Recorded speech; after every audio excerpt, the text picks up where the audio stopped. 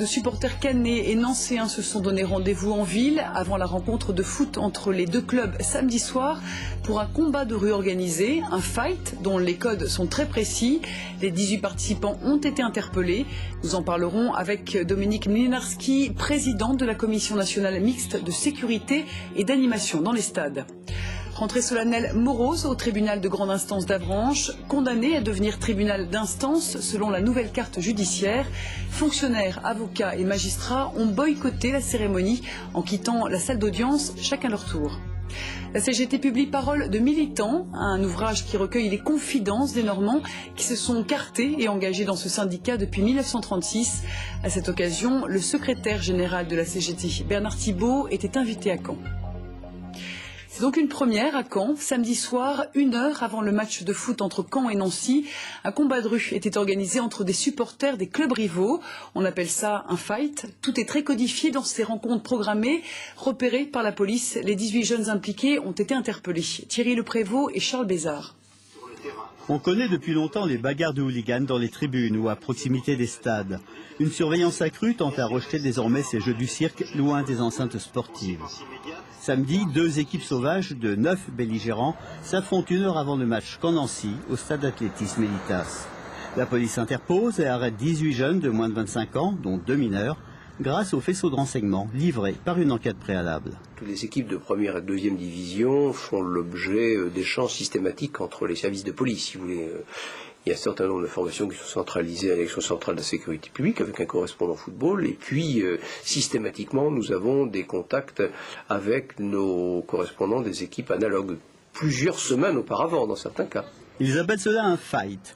Les règles en sont on ne peut plus primaires. Un nombre égal d'équipiers, ni armes, ni coups bas. Les rendez-vous sont pris lors de forums internet dédiés à ces jeux cérébraux et confirmés sur place par téléphone portable. Nancy a souvent été le théâtre de sérieuses échauffourées. Le 24 novembre dernier, la police y a interrompu un fight contre des supporters de Lille. Les Lorrains belliqueux ont trouvé à Caen des adversaires de leur niveau intellectuel, une première Normandie, avec le risque d'une escalade. Le COP de Malherbe, c'est des gens qui viennent en famille, on a des petits-enfants, on a des gens qui sont âgés et tout. On vient là pour le foot, on vient animer notre tribune, la colorer, chanter pour Malherbe. On vient pour ça, on vient pas pour la violence, quoi. Sinon, on travaillerait, voilà, le Malherbe du COP, il est que si un jour la violence s'installe à Caen, il y aura plus Malherbe du COP, parce que ça sera plus possible de travailler, on veut pas ça, nous.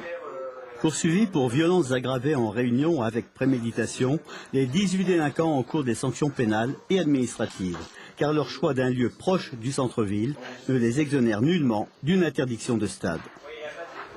Bonsoir Dominique Mlinarski. Bonsoir. Alors, vous êtes le président de la Commission nationale mixte de sécurité dans les stades. Alors est-ce que ces fights finalement sont des habitudes dans certains clubs ou autour de certains clubs ? Non, on ne va pas dire que c'est des habitudes, il faut relativiser un petit peu ce genre de fight, un phénomène qui arrive d'Angleterre, mais qui nous préoccupe effectivement, puisqu'en marge des rencontres, chaque week-end de match, nous assistons à au moins une fight. Qui est programmé, comme l'a dit votre reportage, entre des groupes d'individus, puisque c'est pas forcément des bons supporters, et d'ailleurs je dis que ce ne sont pas des bons supporters, et qui peuvent occasionner effectivement de la violence urbaine. C'est quand même étonnant de voir arriver ce phénomène à Caen, où effectivement, on l'a entendu le président des supporters, les supporters ne sont pas quand même catalogués comme des hooligans, quoi. Non, et puis d'ailleurs, la preuve, c'est que les supporters de Caen sont à 2e actuellement en tribune des challenges, et je préfère parler de challenge de bons supporters que de violence, puisque ça fait partie de ma commission.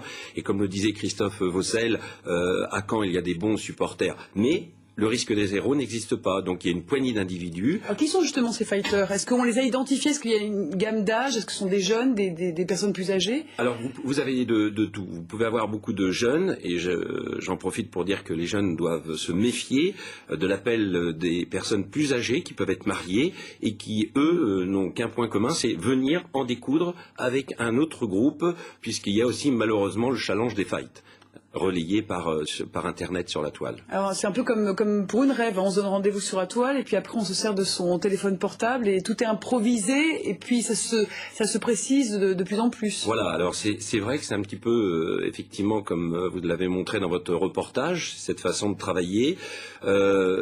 Travail qui est également très surveillé par les forces de police. J'entendais M. Bouteloup, d'ailleurs je salue tout le travail de ses fonctionnaires qui fait chaque soir de match sur la région de Caen, puisque je supervise supervise donc tout le dispositif au niveau national. Et c'est vrai qu'il est très difficile de les suivre. Et c'est des rencontres et ça dure pas très longtemps, mais c'est très violent effectivement. D'autant plus que ces jeux, c'est considéré comme des jeux par ces fighters, ça peut dégénérer puisque vous avez vu qu'il y a des armes blanches visiblement qui sont utilisées. Alors ce que vous disiez entre guillemets un code d'honneur, c'est vrai, donc à armes, donc à main nue, donc tant de belligérants contre tant de belligérants. Malheureusement depuis quelques mois, on voit l'utilisation d'armes blanches et de barres de fer avec des blessés très graves, comme ça s'est produit à Nice lors d'une match pour Nice PSG sur une plage, vous voyez, où il y avait 200 personnes qui se battaient. Et donc attention à la dérive et attention effectivement au risque grave de dérapage dans ce type de fight. Donc en fait, très très rapidement, vous interdisez l'accès au stade aux personnes qui ont été identifiées? Alors, j'espère, mais oui, que ça sera suivi par des interdictions administratives de stade qui peuvent être prononcées par le préfet d'au moins 3 mois et qu'ensuite l'aspect judiciaire sera vu pour interdire jusqu'à 5 ans d'interdiction de stade avec obligation de pointage dans les commissariats. D'accord, je vous remercie pour ces précisions, Dominique Mirski. C'est cette semaine que le journal officiel devrait publier la réforme Dati sur l'évolution de la cartographie de la justice. La Basse-Normandie n'échappe pas à la logique gouvernementale. Regrouper les moyens sur un nombre plus limité de sites, la région perdra de ce fait dans les 3 ans 16 de ses 42 tribunaux. Jérôme Ragnaud.